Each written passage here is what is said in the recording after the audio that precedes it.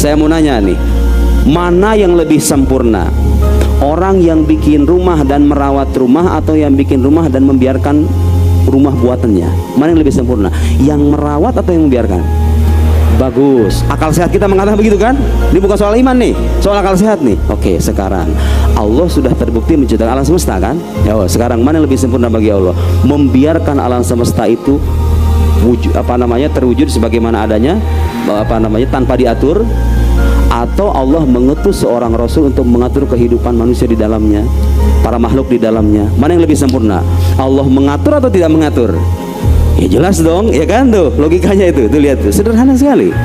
Berarti kalau begitu, kalau Allah itu zat yang maha sempurna, Allah itu dengan kemuliaan dan kecurahan rahmatnya bukan hal yang mustahil, bahkan itu terjadi, mengutus para rasul untuk membimbing makhluk-makhluknya supaya mengenalnya, supaya tahu hidup itu bagaimana, supaya tahu mengatur hawa nafsunya.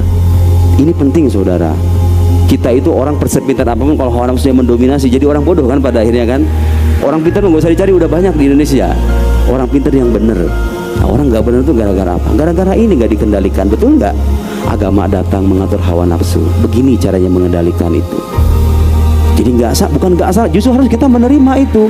Allah sudah terbukti ada, bukan hal yang mustahil, bahkan itu terjadi. Allah mengutus para rasulnya. Dan sekarang kita lihat, nah, manusia yang aku sebagai rasul ini beneran rasul apa enggak? Kan gitu, ya enggak? Kan Nabi Muhammad mengaku sebagai nabi. Tentu ada nabi-nabi sebelum beliau ya, tapi kita bicara nabi yang terakhir ini nih. Beliau datang ke alam semesta ini mengaku sebagai nabi, ana Rasulullah ilaikum jami'an, kepada kalian semuanya. Ini Rasulullah ilaikum jami'an, sesungguhnya aku adalah utusan Allah kepada kalian semuanya. Beliau mengaku itu sebagai utusan. Kira-kira pengakuan ini benar apa enggak? Harus diuji dong. Benar enggak? Harus diuji. Gimana cara ngujinya? Sampean kalau ada orang datang mengaku, Pak saya begini, kadang-kadang kita tuh memperhatikan orangnya kan, ini orang jujur apa enggak sih? Ya enggak? Ya iya dong. Ketika dia mengaku, diuji nih integritasnya, orang jujur apa enggak sih ini orang? Nah, yang menarik saudara-saudara sekalian, karena Allah tahu ini agama akan bertahan sampai hari kiamat. Nabi Muhammad itu sejarah hidupnya lengkap. Anda pengen tahu apa Nabi Muhammad itu? Cara berjalannya, cara makan, ciri-ciri fisiknya. Mau saya kasih tahu nggak? Ini saya nggak ngarang-ngarang, kitab yang mengarang begitu. Nabi Muhammad itu matanya kalau yang hitam sangat hitam, kalau yang putih sangat putih. Kemudian wasi'ul jabin, kemudian jidatnya itu agak lebar. Kemudian ketika beliau berjalan ke anamayan hattu min sobab, seperti beliau itu turun dari dataran tinggi. Dijelaskan sama ulama serinci itu. Jumlah uban itu dihitung sama sahabat. Katanya nggak lebih dari 20 gitu kan, dalam sebuah riwayat kan, kira-kira begitu kalau saya nggak keliru. Sendalnya itu ada dulu saya pernah dengar guru saya bilang ada sebuah kitab judulnya Fathul Muta'al fi Syarhin Ni'al, menjelaskan sendalnya Nabi. Ya Allah ya Karim, sendalnya Nabi dijelasin kayak gimana ciri-cirinya. Allahu Akbar. Nggak ada itu Nabi yang kayak begitu. Tentu Nabi semuanya mulia, tapi mereka punya derajat yang berbeda-beda. Nabinya, para Nabi itu Nabi Anda semua, Nabi kita semua. Coba itu sedetail itu lengkapnya. Bagaimana rambutnya? Lam yakun bil ja'adil qatat wala bis sabat. Nggak begitu ikal, nggak begitu lurus. Ada sisi ikalnya sedikit, sisi bergelombang, lurus bergelombang. Rambutnya Nabi Muhammad itu. Karena ada orang yang suka dengan rambut ikal kan, ada juga orang suka dengan rambut yang lurus. Allah kasih dua-duanya. Ada sisi ikalnya sedikit, ada lurusnya sedikit. Ya Allah. Bagaimana kulitnya beliau? Bayat masyubi humroh, putih kemerah-merahan. Kulitnya Nabi itu kayak nggak ada tandingannya. Sawo matang. Ini ada yang hitam kan, ini kayak gini sawo matang. Bukan begini, kulit Nabi nggak begitu. Bayat masyubi humroh. Ya Allah, indahnya itu kulit. Putih tapi agak kemerah-merahan. Sallallahu alaihi wasallam.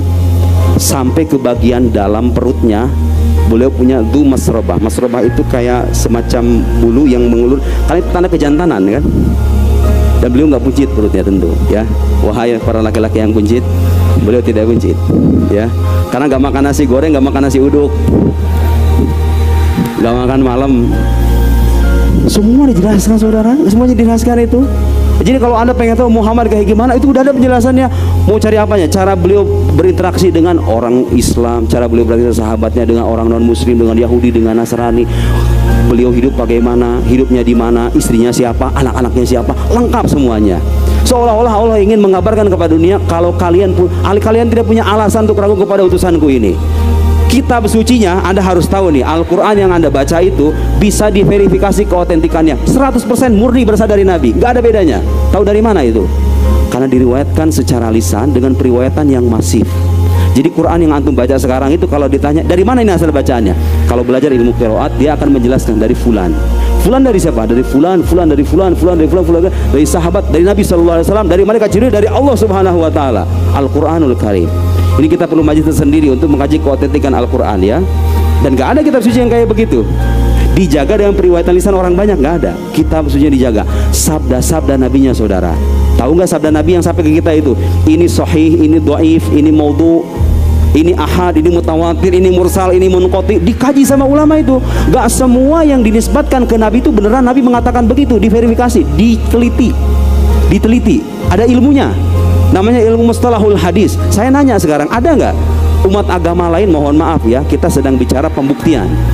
Dengan seluruh penghormatan kita, ada nggak umat agama lain yang punya ilmu memverifikasi perkataan sabda tokoh agamanya seketat orang Islam? Nggak ada. Itu pengakuan orang Muslim, pengakuan orang Barat. Ilmu mustalahul hadis, jarah wa ta'dil, ini bagi yang nggak tahu. Kalau sekarang ada hadis qala Rasulullah, itu ada sanadnya, an fulan, an fulan, an fulan, an fulan, dari sahabat, dari Nabi SAW. Perawi-perawinya itu ada biografi hidupnya. Bayangin nggak? Selesai, saya nggak ngarang-ngarang. Ini ulama kita. Itu perawi-perawi yang Anda sebut itu Malik, An-Nafi dan seterusnya itu An Ibni Umar gitu kan. Di antara sanad yang terbaik itu An Malik, An-Nafi, An Ibni Umar. Itu ada sanadnya. Para perawi-perawi yang lain yang banyak itu ada sanad-sanadnya. Kitab hadisnya pun berjibun bertonton. Kitab tafsirnya semuanya sudah dijelaskan.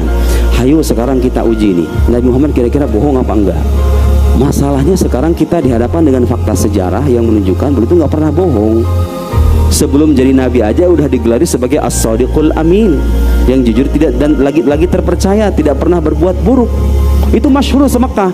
Sampai-sampai ketika beliau mau hijrah, beliau menitipkan berwasiat kepada Sayyidina Ali supaya mengembalikan titipan orang-orang Mekah. Jadi orang Mekah ini memusuhi Nabi, urusan titip barang percaya sama Nabi. Bayangin nggak coba itu? Ya Allah, itu Nabi kita Muhammad sallallahu alaihi wasallam. Dan kalau Anda bicara akhlaknya, itu kayak bukan manusia biasa, hatinya itu bukan kayak manusia biasa. Kalau kita bicara masalah itu luar biasa. Tahu di antara akhlak Nabi itu apa? La yazdadu jahlul jahili illa hilma. Beliau itu kalau ketemu sama orang bodoh, orang kurang ajar, semakin orang kurang ajar, beliau semakin lemah lembut. Kalau kita kebalikannya kan? Coba itu manusia biasa, ada yang kayak begitu nggak? Orang semakin kurang ajar, beliau semakin lemah lembut. Kalau kita kan kebalikannya, bangsat gitu kan kira-kira kalau bisa kurang ajar ya kan? Kalau kita kan minimal ngomong kayak gitu. Sebelum kita berbuat berkelahi gitu kan, balik kita ngomong kasar ya kan? Nabi itu nggak begitu. Waktu Nabi menaklukkan kota Makkah dalam peristiwa Fathu Makkah, beliau sudah menaklukkan semua orang-orang yang bertahun-tahun ingin membunuh beliau itu. Beliau datang dengan ratusan ribu sahabat, Fathu Makkah, menaklukkan kota Makkah, tahu itu? Ya. Peristiwa Fathu Makkah, coba kalau seorang beliau itu orang manusia biasa, seorang raja yang dulu ingat dengan memori masa lampau diperangi oleh kaumnya. Kira-kira apa yang dikatakan? Dia dibasmi itu manusia-manusia kan yang masih sisa itu kan? Nabi nggak mengatakan begitu. Nabi berkhutbah dengan khutbah yang terkenal, termaktub dalam kitab sejarah. Di antara ungkapan petikan khutbahnya mengatakan idhabu fa antumut tulaqa. Pergi kalian semuanya bebas. Ada yang kayak begitu manusia itu, hati kayak gitu tuh, bertahun-tahun pengen dibunuh tuh sama orang kayak gitu. Ketika dalam keadaan puncak kemenangannya loh, bilang kayak begitu, idhabu fa antumut tulaqa. Sebagai bukti bahwa beliau bukan raja, tetapi Nabi Allah Subhanahu wa taala, utusan Allah Subhanahu wa taala. Satu lagi, ada kisah beliau yang menurut saya paling menarik dan itu bisa dijadikan panduan oleh anak-anak remaja zaman sekarang kalau lagi galau. Nabi itu saudara ketika pergi ke Taif, beliau itu pernah kehilangan orang-orang terkasihnya. Bahkan bukan pernah, berkali-kali kehilangan orang terkasihnya. Dalam sejarah sirah Nabi ada namanya tahun kesedihan, Amul Huzn. Di dalam tahun itu wafat dua orang terkasihnya. Satu Khadijah radhiyallahu anha yang melindungi beliau di rumah. Yang kedua adalah Abu Thalib yang melindungi beliau di luar rumah. Dua-duanya wafat. Setelah keduanya wafat, orang musyrik semakin kurang ajar sama Nabi itu, karena yang melindunginya udah nggak ada. Orang-orang semakin kurang ajar. Akhirnya sekian bulan kemudian Nabi hijrah ke Taif. Tahu daerah Taif ya? Nah, Nabi datang ke daerah Taif buat apa? Beliau nggak mau selesai berdakwah hanya karena kehilangan orang terkasih, nyari tempat lain supaya nyari orang-orang yang bisa beriman. Kita akan renungkan sama-sama kisah semacam ini supaya kita yakin seyakin-yakinnya ini bukan manusia biasa tapi ini utusan Allah Subhanahu wa taala. Pergi ke Taif, apa yang terjadi? Ketemu sama 3 orang. Sehingga saya namanya itu disebutkan tuh namanya itu. Ibn Abd Yalail, kemudian Mas'ud, kemudian Habib Amr ibn Umair, seingat saya, nanti dicek di kitab sejarah. 3 orang, 3 pembesar Bani Thaqif, suku Thaqif di Taif itu, 3 pembesarnya ketemu sama Nabi. Tentu ini di Taif ini bukan sehari 2 hari ya. Sebagai ulama mengatakan ada yang 20, ada yang sebulan. Ini Nabi perjuangan luar biasa. Sayron alal aqdam, jalan kaki. Beliau itu jalan kaki dari Mekah, itu jalan kaki ke Taif. Coba aja sekarang yang pernah umroh itu jalan kaki dari Mekah ke Taif kayak gimana, dengan gunung-gunung bebatuan kayak begitu. Itu zaman sekarang loh, apalagi zaman dulu kan. Sayron bersama salah seorang pembantunya, sahabatnya Zaid ibn Harithah, datang ke Taif, ketemu sama 3 orang ini. Tahu nggak ini katakan 3 orang ini apa? Perkataannya kejam semua, ngebully semuanya, bahasa kita zaman sekarang. Satu orang mengatakan, sayumrat thiyabul Ka'bah in kana Allah qad arsalak. Muhammad, kalau benar Tuhan tuh mengutus kamu, itu udah robek itu baju Ka'bah itu. Udah robek kata itu apa namanya, kain Ka'bah itu, untuk menunjukkan bahwa ini mustahil gitu loh. Oh, kalau Tuhan mengutus kamu, mau itu udah robek Ka'bah itu, kira-kira begitu ya. Dicela Nabi. Yang satu lagi mengatakan, wallahi la ukallimak abadan, wallahi la ukallimuka abadan. Muhammad, demi Allah, aku nggak akan pernah berbicara dengan kamu. Ya Allah, Nabi hanya datang untuk mengajak, bukan memaksa, ya kan? Yang satu lagi mengatakan, engkau terlalu rendah untuk diajak bicara. Salah seorang di antara mereka itu mengatakan, engkau terlalu rendah Muhammad untuk diajak bicara. Kemudian orang-orang Thaqif mengumpulkan di hari tertentu ya, karena beliau setelah berhari-hari di Taif, di satu hari tertentu itu dikumpulkan semua, termasuk anak-anak kecil. Waramuhu bil hijarah, dikisahkan dalam sirah. Mereka itu memukuli Nabi dengan melempari Nabi dengan bebatuan, dengan kerikil, dengan bebatuan, sampai-sampai kedua kakinya itu berdarah. Ini ada dalam sirah. Saya tidak mengarang, tidak sedang mendongeng. Sampai-sampai kedua kakinya berdarah. Zaid ibn Harithah saking empatinya kepada Nabi, beliau sampai menundukkan kepala melindungi Nabi, kaki Nabi dari lemparan batu-batuan, sampai-sampai kepalanya bocor. Zaid ibn Harithah. Dan para ulama mengatakan itulah keteladanan bagi orang yang melindungi seorang dai kepada Allah. Kalau Anda melihat orang berjalan dalam agama, tugas Anda kalau tidak bisa seperti dia, melindungi. Seperti Zaid ibn Harithah melindungi Nabi dari tindakan orang-orang Thaqif itu. Setelah dilempar oleh anak kecil, dicaci maki dan seterusnya, beliau kemudian bersandar di sebuah pohon milik Utbah ibn Rabi'ah. Utbah ibn Rabi'ah, orang musyrik. Melihat dari kejauhan, kasihan Utbah ini. Akhirnya ngirim 2 karyawannya, kira-kira begitu ya, ngirim 2 anaknya. Datang ke sana membawa sebongkah anggur. Kemudian setelah diberikan sebongkah anggur itu cerita panjang tapi saya ringkas aja. Beliau bersandar di pojokan kebun milik Utbah ibn Rabi'ah itu dan mengucapkan doa yang sangat dikenal dalam kitab-kitab sirah. Tahu isi doanya apa? Subhanallah, saya kalau baca doa ini kadang-kadang nggak bisa menahan tangisan. Nabi Shallallahu Alaihi Wasallam dalam keadaan terhimpit, dalam puncak kesedihannya itu bilang, mengadu kepada Allah, bukan melaknat, mengadu kepada Allah. Itu orang-orang Taif. Bahkan dalam riwayat lain, sebelum saya sebutkan doanya, dalam riwayat lain menyebutkan, dalam riwayat Imam Ahmad seingat saya, itu malaikat Jibril menampakkan dirinya kepada Nabi. Nabi kemudian melihat menengadah ke langit, malaikat Jibril. Jibril mengatakan, ya Muhammad, ya qad arsalallahu ilaika malakul jibal. Allah telah mengutus kepadamu malaikat penjaga gunung. Kemudian dalam ayat dikatakan fanadani wasallamani, malaikat penjaga gunung itu ngucapin salam kepada Nabi, assalamualaikum ya Rasulullah, manggil Nabi. Tahu enggak yang dikatakan malaikat penjaga gunung itu apa? Ya Muhammad, qad alimallahu qaula qaumika lak. Wahai Muhammad, wahai utusan Allah, Allah sudah tahu apa yang dikatakan oleh kaummu terhadapmu itu, perkataan orang-orang Taif itu. Allah sudah mengetahui. Sekejam itu orang-orang Taif itu, kurang ajar kan kepada Nabi, tapi Nabi diam saja. Malaikat penjaga gunung mengatakan Allah sudah tahu apa yang wa ba'atsani ilaika rabbuka lita'murani bi amrika fima syi'at. Dan Allah mengutus aku kepadamu supaya engkau menyuruh aku apapun yang engkau mau. La in syi'ta la utbiq alaihim al akhshabain. Kalau engkau mau akan aku tumpahkan 2 gunung ini, 2 gunung Taif mau ditumpahin. Tahu nggak jawaban Nabi ketika, coba orang kalau manusia biasa nih, manusia biasa dalam keadaan dihina, dilukai semacam itu, kira-kira kita bersedar normal kan? Nabi Muhammad tahu nggak jawabannya ketika ditawari supaya malaikat gunung itu menumpahkan gunung kepada masyarakat Taif? Bal arju ayyuh.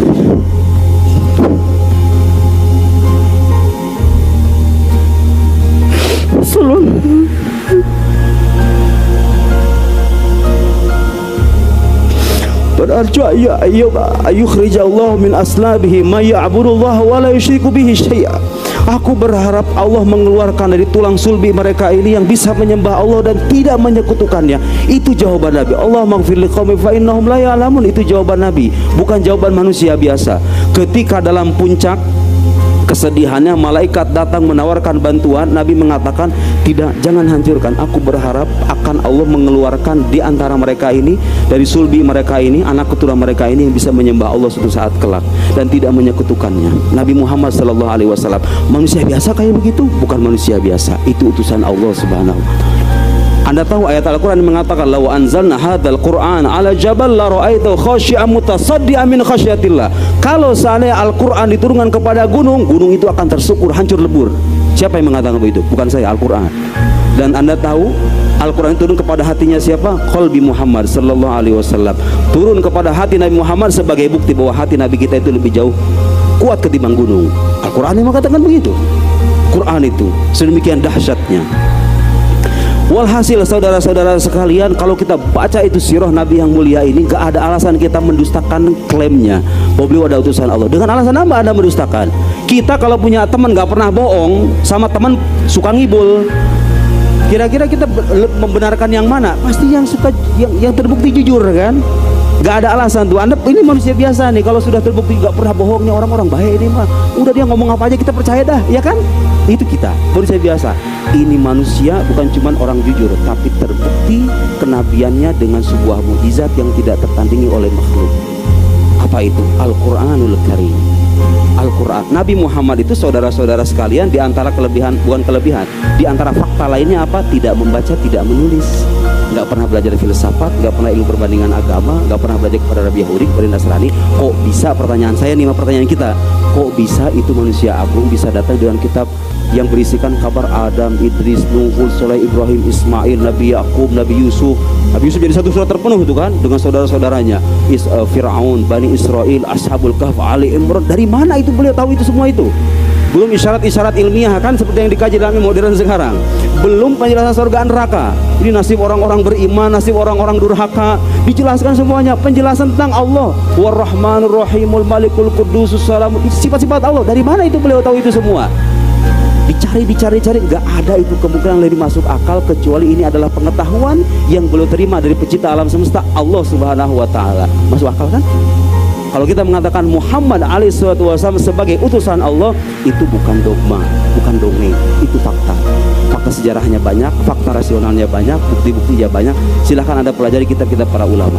Saya hanya berusaha untuk memudahkan karya-karya mereka. Silahkan Anda baca, gak mau dibaca terserah. Ini sudah cukup, ya kan? Barangkali suatu saat nanti ada yang datang meragukan, gak usah dengerin. Yang saya pelajari saudara-saudara sekalian, orang-orang yang suka meragukan agama Islam itu datang dari dua kalangan. Yang suka meragukan hal-hal yang udah kelar itu. Satu, orang yang gak belajar tradisi keislaman dengan baik, gak pernah ngaji, gak pernah mondok, gak pernah belajar sama ulama. Biasanya begitu tuh. Yang kedua, orang yang belajar, yang pertama orang yang suka belajar gitu ya, yang nggak pernah belajar. Yang kedua itu belajar, tapi belajar dengan jalan yang salah, gurunya salah. Yang belajar sama orientalis, yang nggak pernah sujud, nggak pernah mandi junub, ya kan? Iya ya kan? Ya bukan ya itu artinya kan kita bicara suatu agama, tanya sama ahli tentang agama itu dong, gitu ya. Jangan nanya sama orang luar. Nah orang-orang yang suka meragukan hal-hal yang udah kelar itu biasanya dari dua kalangan itu tuh. Orang yang nggak ngaji gitu loh, sama orang yang ngaji tapi caranya salah. Itu biasanya begitu.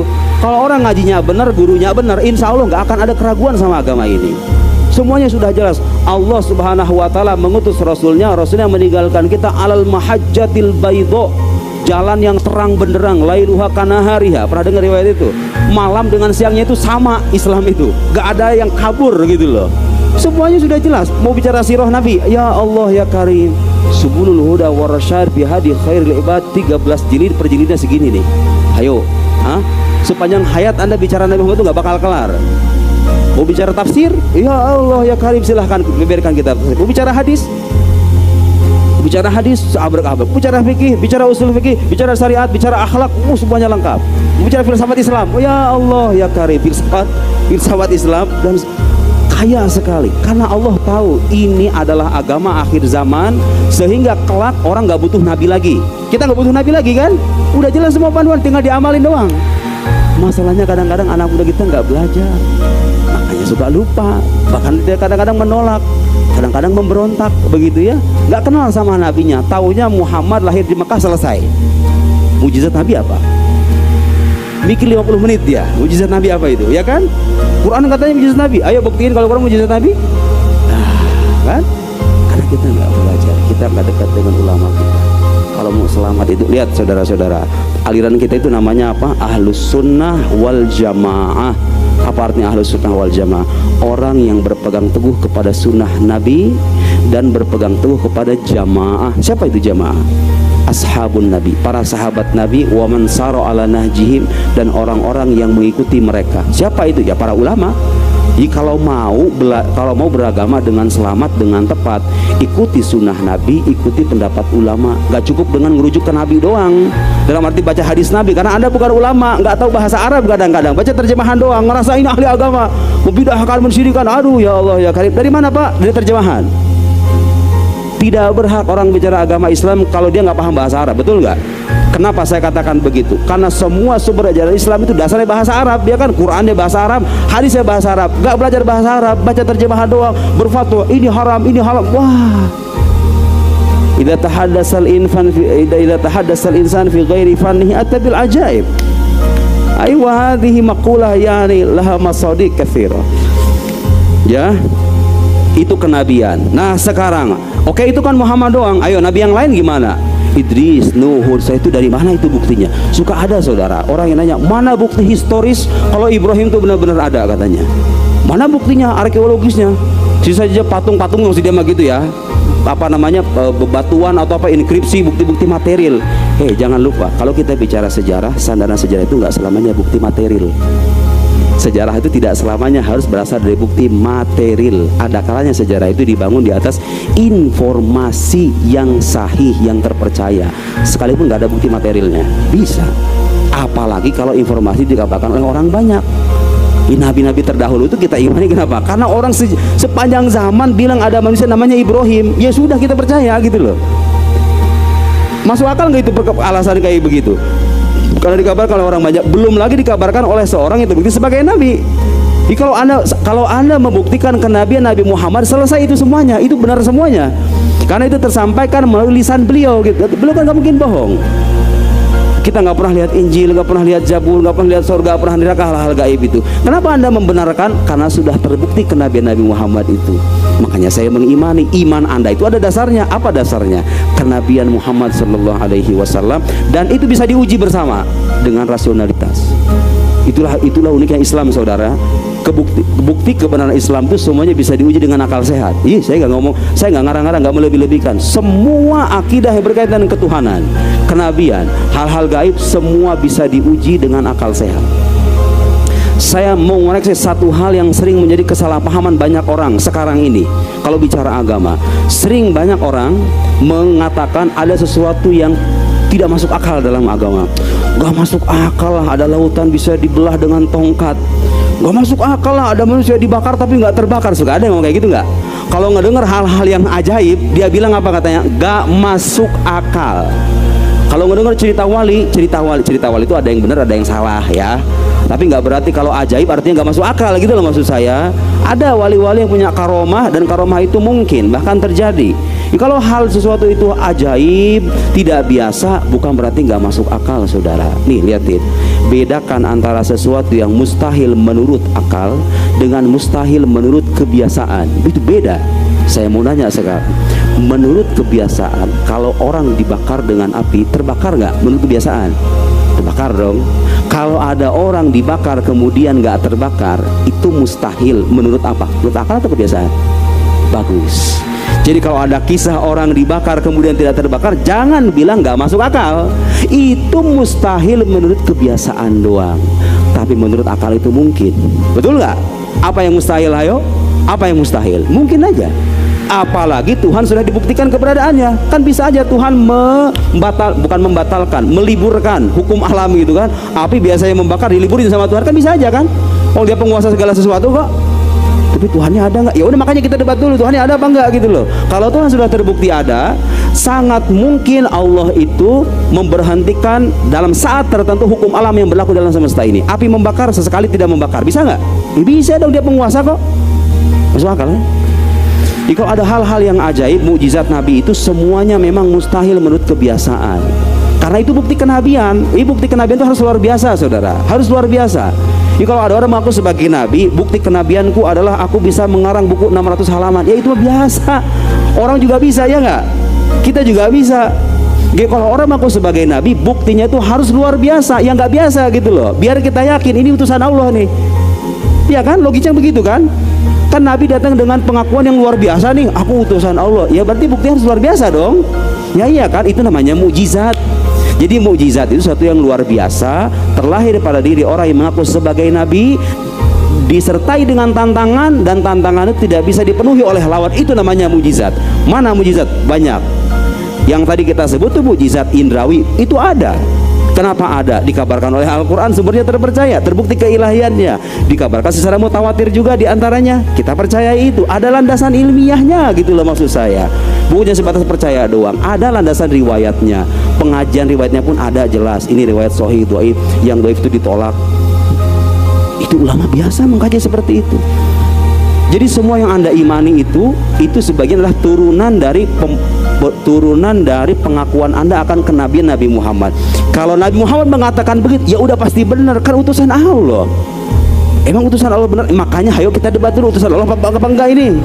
Kalau sudah terbukti sebagai utusan Allah, Al-Quran semuanya benar. Yang dikatakan Nabi kalau terbukti sahih benar.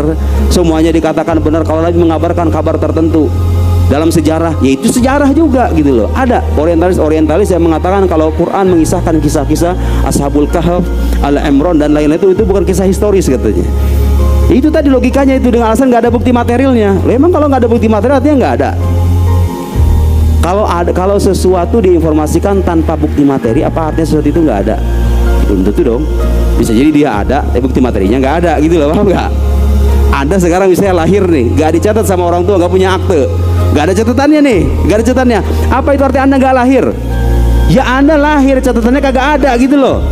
Nih yang sekarang lagi rame nih, sumber-sumber sejaman nih, sumber sejaman, mana catatannya?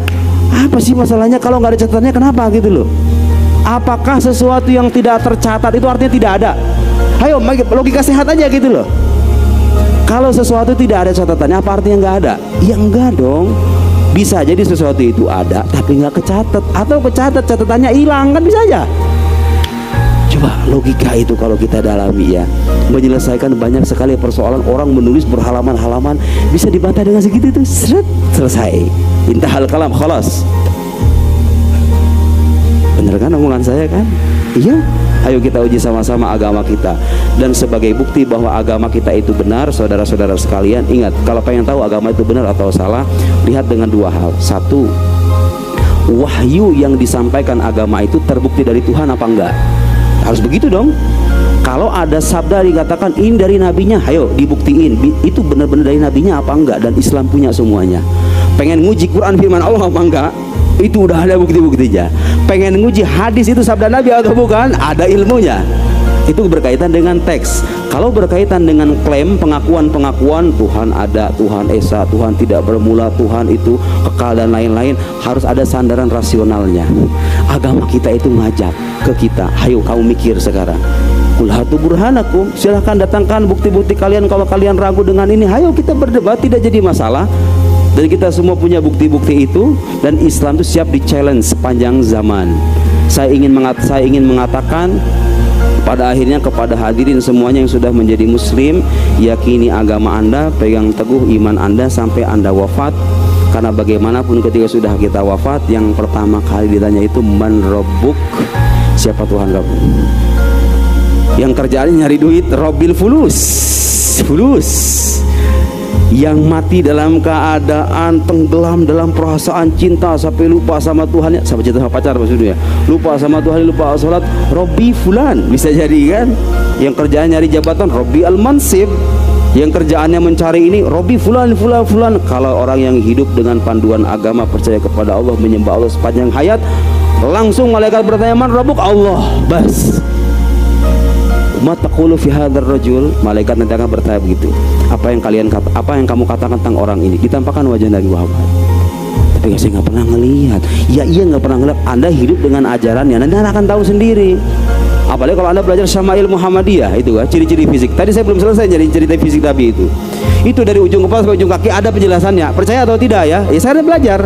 Dan banyak orang Islam sana belajar. Kitab Syama'il Muhammadiyah lengkap semuanya. Nabi jalan, Nabi makan, Nabi bergaul dengan istri, Nabi bersahabat. Semuanya ada penjelasannya. Dan nggak ada agama kayak begitu selain agama kita. Tokoh agamanya dijelaskan sedemikian detail. Mau ragu apa lagi Anda itu? Mau ragu apa lagi? Ngajak otak sehat, akal sehat diajak bicara. Mau bicara menguji kelayakan wahyu bisa dibuktikan. Semuanya ada bukti-buktinya. Jadi pegang teguh ikhwan sampai akhir hayat. Karena pertanyaan kedua apa? Mataqul fi hadzal rajul?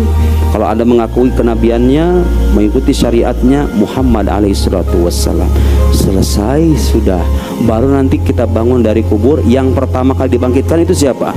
Awwalu man tanshaqqu anhul ard. Orang yang pertama dibangkitkan dalam kuburnya di alam mahsyar nanti, di alam akhirat nanti. Itu episode pertama tuh. Episode pertama hari kiamat orang dibangkitkan. Yang pertama kali dibangkitkan itu siapa? Nabi Muhammad SAW. Harus tahu itu. Nabi Muhammad yang pertama kali dibangkitkan. Tahu nggak? Iya. Saya menyampaikan hal-hal yang dulu saya sendiri dulu nggak tahu, tapi saya diajarkan sama guru saya. Guru saya orang alim dan saya percaya dengan keilmuannya. Kata beliau, nanti di akhirat itu saudara, kalau kita udah dibangkitkan, kita akan dibangkitkan dengan nabi kita masing-masing. Itu ada riwayat yang menyebutkan nanti itu manusia berbondong-bondong nyari pertolongan. Tahu kan? Datang ke Nabi Adam, datang kepada Nabi Nuh, datang kepada Ibrahim, datang ke nabi yang lain, ke Nabi Isa, datang ke Nabi Musa, datang ke nabi yang lain. Tahu nggak? Yang keliling-keliling nyari bantuan itu bukan umatnya Nabi Muhammad, umat Nabi terdahulu. Umatnya Nabi Muhammad bangkit dari alam kubur, tahu alamatnya. Ini Nabi kita semuanya berkumpul di haudin Nabi alaihissalam, dikasih minum dari dengan tangannya Nabi. La nadma'u ba'dahu abada. Kalau kita minum kita nggak akan haus selama-lamanya. Sebelum menyeberang Sirat dikumpulin sama Nabi. Tahu Sirat? Jembatan yang membentang di atas neraka jahanam, yang kalau kita lewati kita bisa selamat masuk surga. Disitulah manusia diuji semuanya. Sebelum Sirat ada hisab. Ada hisab dan Nabi itu ada di samping kita. Nabi itu ada di samping umatnya ketika umatnya dihisab. Tapi kan umatnya banyak. Terus yang mana dulu ngantri dulu gitu maksudnya? Kalau misalnya Nabi gitu, nggak begitu. Yang hukum yang berlaku di sana hukum ruh. Ruh itu nggak terikat dengan waktu dan tempat. Beda dengan jasad. Jasad itu terikat dengan waktu dan tempat. Saya ke Bandung itu 4 jam. Tapi kalau ruh nggak begitu. Ruh itu tidak terikat dengan waktu dan tempat. Jadi kalau pengen ketemu Nabi Muhammad ada depan Anda nanti itu.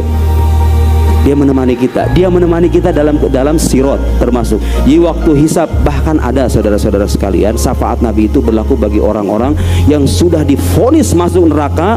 Nabi datang memberikan syafaat, gak jadi masuk neraka. Ada 5 macam syafaat Nabi itu. Bahkan yang masuk surga pun, Nabi bisa berikan syafaat naik level surga. Surga level 1, Nabi datang, kamu bukan di sini, kamu naik ke sana. Ada sahabatnya. Imam Nawawi yang mengatakan begitu, 5 macam syafaat Nabi. Saya tidak mengarang-arang ya, itu perkataan ulama. Ada lagi syafaat bagi orang yang belum dihisab, Nabi datang memberikan syafaat. Ini orang gak usah dihisab, syafaat Nabi. Enak gak kira-kira itu? Di saat orang takut semuanya, genting semuanya, ini orang dipisahin sendiri, gak usah dihisab orang ini. Syafaat Nabi bisa membatalkan orang dari hisab karena sudah banyak mungkin kecintaannya yang mendalam, banyak membaca sholawat, banyak menggantungkan hatinya kepada Nabi. Nabi tahu dan kenal orang ini, selesai, orang ini bisa dihisab. Yang divonis masuk neraka bisa batal masuk neraka. Ada yang sudah masuk neraka, divonis masuk neraka, benar-benar masuk neraka. Jatah siksaannya sekian, Nabi memberikan syafaat di korting, di diskon siksaannya, bisa terjadi. Itu syafaat Nabi. Dan tahu ketika Anda masuk surga, miftahul jannah, kunci surga itu apa? Oleh hadal kalam yang yaquluhu ulama, ini dikatakan sama ulama, la ilaha illallah Muhammadur Rasulullah. Tiada Tuhan selain Allah, Muhammad utusan Allah. Kalau Anda mau beriman dan Anda mau selamat, mau Anda berlumuran maksiat sebesar apapun, pesan saya jangan sampai tinggalkan iman ini. Saya tidak mengatakan iman yang paling penting, amal nggak penting. Enggak, iman penting, amal penting. Tapi kalau kita namanya manusia bermaksiat gitu ya, ada kelemahan hawa nafsu. Bukan karena kita kalau maksiat bukan karena pengen membangkang Gusti Allah, ya enggak? Karena kadang-kadang kita lemah dengan dorongan hawa nafsu kita, ya kan? Dan tenang, Allah akan mengampuni selama kita jujur dengan pertobatan kita. Tidak ada kata putus asa bagi orang beriman. Tahu ayat Quran yang mengatakan apa? Ya qul ya ibadiyalladzina asrafu ala anfusihim la taqnatu mir rahmatillah. Ya Allah ya Karim, itu ayat kalau Anda paham bahasa Arab ya, gak ada celah sedikit pun alasan Anda ragu apakah dosa Anda diampuni sama Allah apa enggak. Lihat, qul, katakan, ya ibadi, wahai hamba-hambaku. Lihat, Allah memanggil orang-orang pendosa itu dengan panggilan apa? Hambaku. Bukan cuma hamba, wahai hamba-hamba, bukan, hambaku. Dinisbatkannya ke dirinya. Artinya itu kemuliaan apa enggak? Jadi orang pendosa aja dinisbatkan sebagai hambanya, apalagi orang-orang yang taat, apalagi jemaah kayak begini nih, yang tiap hari membaca kalamnya, berzikir, mengingat nabinya. Ini pendosa, bukan cuma pendosa saudara. Ayat itu mengatakan alladzina asrafu ala anfusihim, orang-orang yang sudah melampaui batas. Jadi kalau mabuk bukan cuma sekali doang, itu berkali-kali orang kerjaannya dosa, seolah mendarah daging dosa itu. Qul ya ibadiyalladzina asrafu ala anfusihim, Allah berkata kepada mereka yang melampaui batas itu, oh Anda dosa sebanyak apapun, jangan khawatir, Tuhan menunggu Anda. Tuhan menunggu Anda kapanpun bisa gelar sajadah, baca Quran, berzikir, tobat, menyesali yang sudah lampau, bertekad tidak mengulangi di masa mendatang, menambah dengan amal soleh, banyak membaca istighfar, insya Allah Anda diterima. Dia panggilannya itu kurang mesra apa itu? Wahai hamba-hambaku yang melampaui batas atas diri mereka. Apa perintahnya? La taqnatu min rahmatillah. Jangan kalian berputus asa dari rahmat Allah. Bukan cuma jangan berputus asa, Allah meyakinkan sekali lagi, innallaha yaghfirudz dzunuba jami'a. Allah mengampuni semua dosa, semua dosa. Bayang nggak itu coba? Kebayang? Masih ada alasan bagi Anda untuk tidak beragama, untuk tidak kembali mengoreksi diri menjadi lebih baik, dan gak ada kata terlambat. Better late than never, gitu kata orang Sunda ya kan? Lebih baik telat daripada nggak sama sekali. Usia 40, usia 50, tidak ada alasan. Siapa tahu 3 hari, 5 hari, 10 hari sebelum kita wafat kita bertobat, tobatan nasuha, Allah menutup akhir hayat kita dengan husnul khotimah, kita kembali kepada Allah sebagai hamba yang suci dan disucikan. Demikian, wassalamualaikum warahmatullahi wabarakatuh.